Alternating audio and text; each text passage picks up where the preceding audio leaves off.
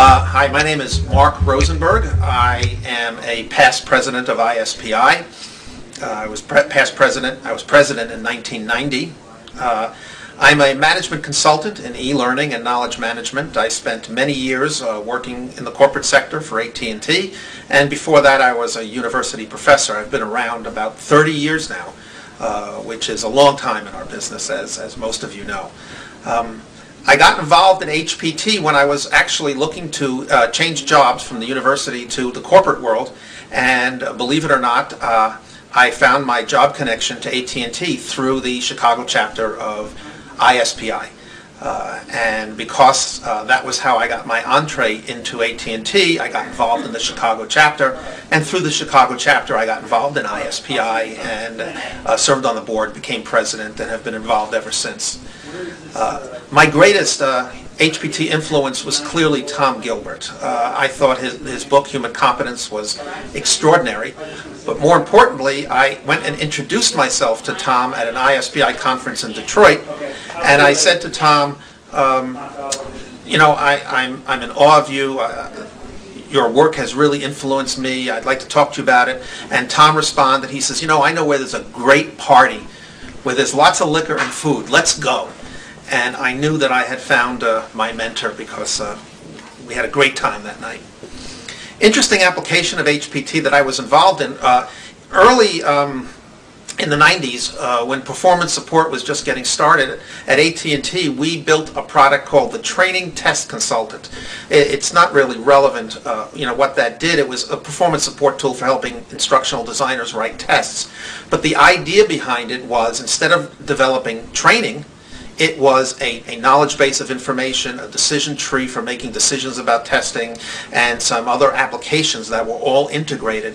And it gave birth. It was one of the earliest applications of electronic performance support. We worked a little bit with Gloria Geary at the time, and it was, in my view, a breakthrough. And the most interesting thing about it was my boss at the time thought we were doing CBT. And I didn't do anything to change his mind, because I knew that if he thought I was doing performance support, he would get all nervous and ask me, why are you doing this? So I just said it was CBT. And when it came out, it was so different and it was so performance-centered that everybody thought that we had really made a great contribution. And in Gloria's book on performance support, she acknowledges that, and it's one of my proudest moments. The other one is that I was the editor of the ISPI's first publication on performance technology, called Performance Technology Success Stories. And if you go back into the ISPI archives, you can read some case studies that we developed in the 80s about this field. The HPT term, I think people are confused with and trying to figure out what it all means, is e-learning. A lot of people think about e-learning as e-training, you know, courses online. You take an HPT perspective on e-learning, you start to think about e-learning more expansively as the use of a variety of web-based tools to improve workplace performance. And so e-learning begins to encompass knowledge management, it begins to encompass performance support, communities of practice, electronic job aids, and all of those things. And by expanding our notion of e-learning into workplace performance, all of these other tools and technologies become part of our toolkit.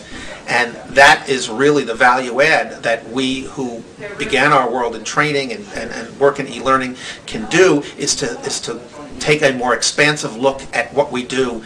And when you bring performance technology into the mix, and you bring the workplace, focusing on the workplace into the mix, and you take a lot of the Web 2.0 tools that are coming out now, we find a host of new approaches to improving performance with technology that I think are breakthrough, and I think will serve us well in the next five years as we go down the road. Thank you, Craig.